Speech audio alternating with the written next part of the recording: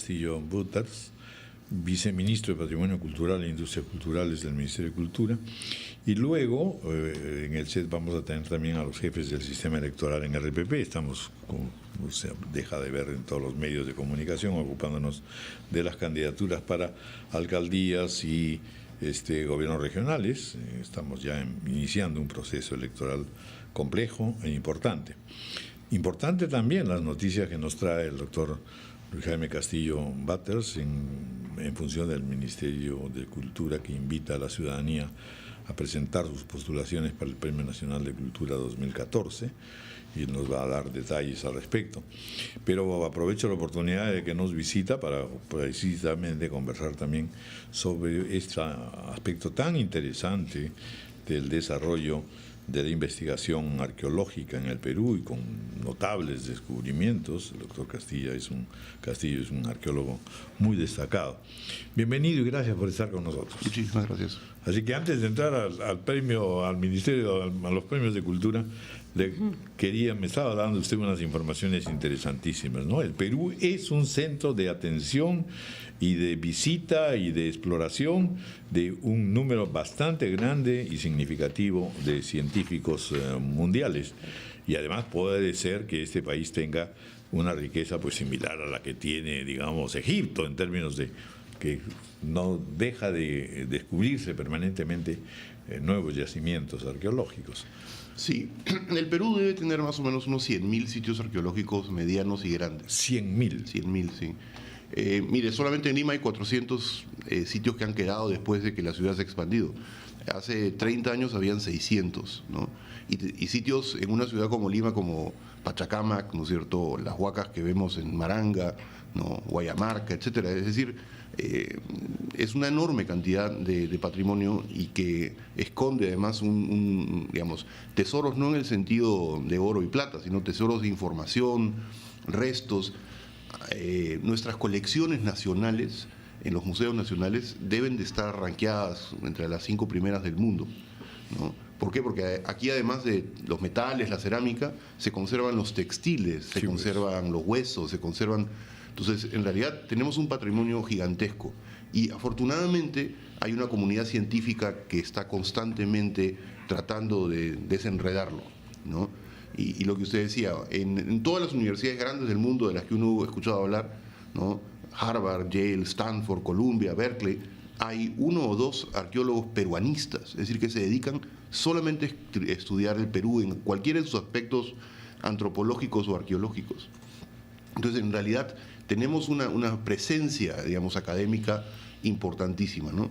Y ahora, por las circunstancias, porque Siria está en una guerra civil hace mucho tiempo, Irak, ¿no es cierto?, es un sitio difícil, Egipto lo mismo, muchísima de la atención de la comunidad científica mundial se ha centrado en el Perú. Entonces tenemos, yo le diría, por lo menos un centenar de misiones de investigación repartidas por todo el país, ¿no?, generalmente guardando un perfil relativamente bajo, tratando de no llamar mucho la atención. Porque así es aconsejable. Sí, porque... metodológicamente necesario, digamos. Mire, yo creo que el trabajo científico, y la arqueología es un trabajo muy de mucha paciencia, tiene que darse siempre fuera de la atención de las luces, digamos, ¿no? Sin espectacularidad. Sí. Y luego, cuando ya hay descubrimientos y uno convoca a la prensa, evidentemente tiene que enseñarle algo, pero el proceso es muy lento. Entonces, a veces también es decepcionante para sus colegas cuando van a ver una excavación y ese día no pasa nada, ¿no? Se puede empezar semanas así, además. Semanas, ¿Dónde están meses. las noticias? Claro, Sí. ¿dónde está el gran descubrimiento? ¿No? Es un proceso que tarda. Y además es como el santo grial, el que busca no encuentra. No, claro. Se le aparece a uno. Cuando uno llama a los periodistas para enseñarles algo, no sale. ¿Y cuál es usted nos ha dicho, o sea, en nuestro país tenemos 100.000 sitios arqueológicos, entre medianos y grandes, pero ¿en qué aspecto está poniendo su atención ahora la comunidad científica internacional? Sin revelar dónde están de pronto, ¿no? ¿Qué les está interesando o hacia dónde están dirigiéndose cuando se habla de Perú? Bueno, la ciencia paradójicamente funciona por modas. Hay modas científicas, entonces hay años en que muchísimos arqueólogos se dedican al formativo, a la época temprana de Chavín, de Cupisnique, ¿no? Hay años en que la atención de los científicos y la moda científica se vuelve hacia lo mochica, por ejemplo. Durante muchos años, claro, ¿no es cierto?, hemos visto eso. Yo creo que en este momento la atención está comenzando a girar hacia el fenómeno Wari. ¿Por qué? Porque Wari fue el primer imperio del hemisferio sur del mundo, ¿no? Entonces, y eso significa que tuvo que enfrentar situaciones y cuestiones organizativas que ninguna otra sociedad enfrentó antes. Entonces es como una pequeña cápsula, una especie de experimento de cómo es que las sociedades llegan a adquirir ese grado de complejidad. Entonces ahora hay muchos investigadores que están mirando, ¿no?, exhibiciones internacionales. Entonces gira en torno a estos conceptos, ¿no? Muy interesante. Bueno, vamos un poquito a escarbar ahora sobre el Premio Nacional de Cultura. En verdad, en el Perú ha existido varias veces este premio y ha tenido a veces descontinuidades y siempre de alguna manera ha sido muy polémico, ¿no? Sí. Recuerdo sobre todo en la época de Velasco, que se armó todo un lío, en realidad terriblemente, ¿no? Sí, con Cislo y con los artesanos. Y con los artesanos, Sí. ¿no? Entonces, ¿qué cosa es lo que se ha ocurrido ahora? ¿Cómo son estos premios nacionales de cultura? Que en el fondo se trata justamente de poder cubrir diversas áreas, gamas, sectores, en fin, actividades, ¿no es cierto? Sí. Culturales. Y que en el fondo tampoco van a suplir la necesidad de repente de pensar en otra manera de cooperación y de ayuda para, en fin, artistas, creadores, investigadores, científicos, etcétera. Yo considero que en general somos una sociedad poco generosa en el sentido de reconocer el mérito ajeno, y una sociedad que no reconoce la actividad, la acción, la creación de sus digamos, más excelsos ejemplares, digamos, ¿no?, intelectuales, artistas, es una sociedad que no puede crecer, porque yo creo que crecemos en base digamos, a arquetipos, ¿no es cierto? La gente, los chicos, los jóvenes quieren empezar en un punto y miran hacia adelante. Entonces, ¿a quién miran, no? Los premios tienen en primer lugar la naturaleza de reconocer a creadores excepcionales. Y el Premio Nacional de Cultura es, de todos los premios que el Ministerio da y de los que se dan en el país, ¿no?, uno de los más importantes. La cantidad de dinero que se otorga es relativamente pequeña, en el sentido en lo que podríamos considerar que es un gran premio internacional. Es el reconocimiento, en realidad, lo que es más importante. Es el hecho de que la persona que lo reciba de ahí en adelante va siempre a ser citada como el ganador del Premio Nacional de Cultura. Entonces, ahí hay un aspecto que yo creo que es importante de reconocer, ¿no? Estos premios siempre se dan en un esfuerzo concertado entre instituciones. No solamente existe el Premio Nacional, en el que Petroperú, ¿no es cierto?, y el Ministerio de Cultura juntan sus esfuerzos para reconocer, en este caso estamos hablando de la creatividad en las artes plásticas y escénicas, ¿no? El año pasado fueron creadores en literatura y humanidades, ¿no? Pero tenemos otros ejemplos, ¿no? Southern Perú, con la Universidad Católica, tiene un premio especial para una serie de cosas, ¿no? Ahora, yo creo que en todo país el Premio Nacional de Cultura es el más alto reconocimiento y galardón de una persona. Excelencia. ¿Y por qué la necesidad de separar por rubros cada año? ¿No sería más lógico entregarle el premio al que anualmente, al que se considera que ha aportado más a la cultura, independientemente si hace cine, literatura, y si toca 3 literatos seguidos? El non plus ultra. Piña. Bueno, creo que es una forma de verlo. Yo creo que pero sí, el mismo premio Nobel está dividido en categorías porque es muy difícil comparar, ¿no?, la creación de los literatos. Los jurados, acuérdate, tendrían que ser pluridisciplinarios además, ¿no? Pero esta vez solo se premia artes visuales y escénicas. Sí. El Nobel está aprobado por categorías, pero todos los años premian a todas las rubros. A eso me refiero, ¿no? Que no siempre compiten todas las especialidades, ¿no?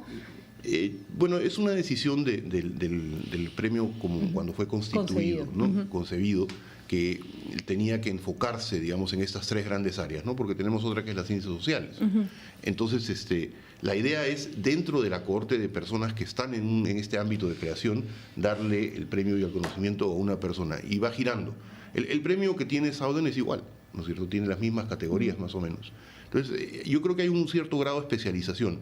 Además, la formulación de los expedientes, y en realidad una de las razones por las que los he venido a molestar esta mañana es para invitar a los ciudadanos, a las instituciones en particular, a que presenten. Que son los que presentan candidatos. Sí, son instituciones como universidades o institutos o son 50 ciudadanos que se juntan y hacen una suerte de postulación, ¿no? Y esa postulación evidentemente tiene que estar documentada, ¿no? Tiene que estar sustentada, tiene que haber un grado de excepcionalidad, ¿no? Y además hay 3 categorías, ¿no? Hay una categoría para los creadores que tienen una gran trayectoria, gente mayor que se premia su obra, ¿no? En conjunto. Claro, como el Oscar honorífico, más o menos. Sí, altísimo nivel, es solamente para personas que han realmente contribuido poderosamente. Hay una segunda categoría que es la categoría de creatividad, que se le puede dar a una persona mucho más joven que tenga un excepcional aporte creativo. Y luego hay un tercer nivel que es más institucional, que va hacia lo que son las buenas prácticas institucionales, donde ya no se reconoce una persona, sino una asociación civil, un centro cultural, ¿no? Que también han hecho aportes en la cultura. Sí. Y estos premios, a pesar de que no tienen mucho dinero, de todas maneras dan algo, ¿no es cierto? Sí, claro. ¿Cómo es? Bueno, los 2 premios de trayectoria y los premios, el premio de creatividad tienen una asignación de 45.000 soles y el premio institucional tiene una asignación de 50.000 soles. No es nada poco, es interesante, pero como le digo, yo creo que el punto central, y para aquellas personas que han ganado el premio en su antigua, porque esto existió hace mucho tiempo también en asociación con Petroperú y ha sido reeditado en los últimos 3 años. Este es el tercer año de la segunda fase, ¿no? Y yo creo que esas personas, sobre todo, lo que se han quedado no es tanto el premio que recibieron monetario, sino con el reconocimiento público de su trabajo. ¿Fechas? Las postulaciones están hasta el día 20 de agosto.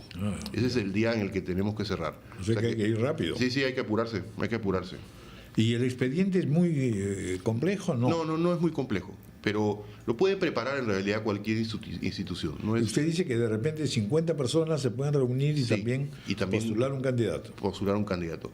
La idea además es que, fíjese, haya un proceso de selección que esté enriquecido por las postulaciones, ¿no? Entonces necesitamos tener buenos candidatos. Ahora, déjeme recoger uno de los puntos que usted tocó, porque hay que ser conscientes también, y para nosotros en el Ministerio de Cultura es evidente, que sin creadores, sin artistas, sin músicos, sin pintores, etcétera, no tenemos la posibilidad de desarrollar no solamente las artes, sino las artes aplicadas.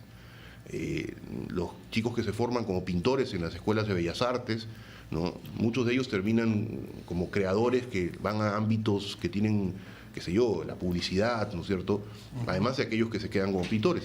Entonces, necesitamos tener más creadores. Un país sin creadores, sin artistas, pierde esa competitividad. Así es. El problema es que para lograr eso necesitamos instituir algo más estable, como usted decía, ¿no? Que ya no sea solamente un premio que se dé a una persona de una gran trayectoria, sino que sean premios de fomento. Así es, de fomento, auspiciadores, ¿no es cierto? Sí. Promotores, promocionales. Para el cine tenemos un fondo de 7 millones de soles que da el gobierno. Y que está funcionando bien. Está funcionando, ya está, hemos convocado, está avanzando. Pero en realidad deberíamos de ir hacia la creación de un Fondo Nacional de las Artes que permita de manera sostenida, ¿no? Apoyar a los artistas, a los creadores en las artes plásticas en general. Y yo creo que más allá del tema artístico, ¿no es cierto?, del tema digamos, de reconocer a un gran pintor, estamos básicamente fomentando el hecho de que jóvenes vayan a dirigirse hacia las artes. Un ejemplo de todo esto son 2 en realidad, es Brasil y sobre todo México. Sí. Claro, ¿No? México muchísimo. Tiene en ese sentido una política muy bien trazada y sobre todo, pues efectivamente, auspicia la renovación y la ampliación de creadores, ¿no? Auspicia, por ejemplo, la asistencia de sus artistas a bienales, a concursos internacionales, auspicia la presencia de sus películas. Ahora, últimamente Chile y Colombia, sobre todo Colombia. Colombia también, sí. Colombia le dedica 4% de su presupuesto anual a la cultura. 4%. Y por ejemplo, en este concepto de cultura entra arte popular. Sí, claro, Sí. claro, por supuesto. Y, claro. participan en premios de artes plásticas. O sea, por ejemplo, en un premio de cultura como este tiene cabida. Bueno, aquí en el Perú tuvimos el gran debate, es decir, la artesanía es arte, ¿no? Fue nada menos que Joaquín López Andrade, Sí, que ganó el concurso nacional. Sí. Y además se le defendido premió. por Siglo en su momento, ¿no? Sí, Yo fui miembro del jurado. ¿Ah, sí? También. Y a mí me parece esa anécdota me parece maravillosa, ¿no? Porque me parece un lío punto de tremendo. quiebre, ¿no? En Fue un la lío construcción, tremendo. ¿no? Pero fue un lío que a la larga puso, Aportó. digamos, adelante el debate necesario de si el arte Así es. popular, que tiene un camino diferente, pero es igualmente creativo. Y Pero una Ese- expresión ese- humana, Pero el ¿no? problema en realidad parte del hecho de que no se tenga un sistema de premios, por así decirlo, es. que se generalice y multiplique, ¿no es cierto? ¿Qué es lo que pasa en los países avanzados? Entonces, de modo que, bueno, no es solamente un solo premio que se convierte en totémico, digamos, ¿no? Bueno, mire, la solución en realidad lo consideran los expertos, en el Ministerio tenemos un área de industrias culturales, no es tanto crear un premio, sino crear un fideicomiso, lo que en inglés se llama un endowment, ¿no? Donde una cantidad de dinero vaya a un fondo y luego utilicemos solamente los intereses. Yo creo que estos excedentes mineros, estos extras que nos quedan por aquí y por allá, Parte del canon que va a educación, por ejemplo, podría desviarse, ¿no? Bueno, interesante. una Caso pequeña para un parte, fondo común, ¿no? Claro, porque si lo hacemos depender de la voluntad de un gobierno u otro, siempre vamos a tener el problema de que al final del año van a haber otras prioridades. Y yo creo que en Chile ha habido una experiencia que ha sido realmente importante. Con unos excedentes mineros se creó la Fundación Chile, que luego ha apoyado una serie de iniciativas muy importantes en el desarrollo industrial e incluso artístico. Entonces, la ventaja de crear un sistema como este es que vive solo, no tiene que pedir, sino que ya tiene. Claro, dependerá de la contingencia de cuántos sean los intereses. Es un fondo revolvente, en realidad. Exactamente. ¿no? Bueno, muy bien, muchas gracias, doctor Luis Jaime Castillo, sumamente interesante la conversación y, por supuesto, estamos enteramente a su disposición en todo lo que sea informaciones. Muchísimas gracias. 9:03 de la mañana, vamos de inmediato, después de la pausa, a conversar con los jefes del sistema electoral, aquí en pleno, para ver si alguno de nosotros se anima a ser candidato de algo. Así.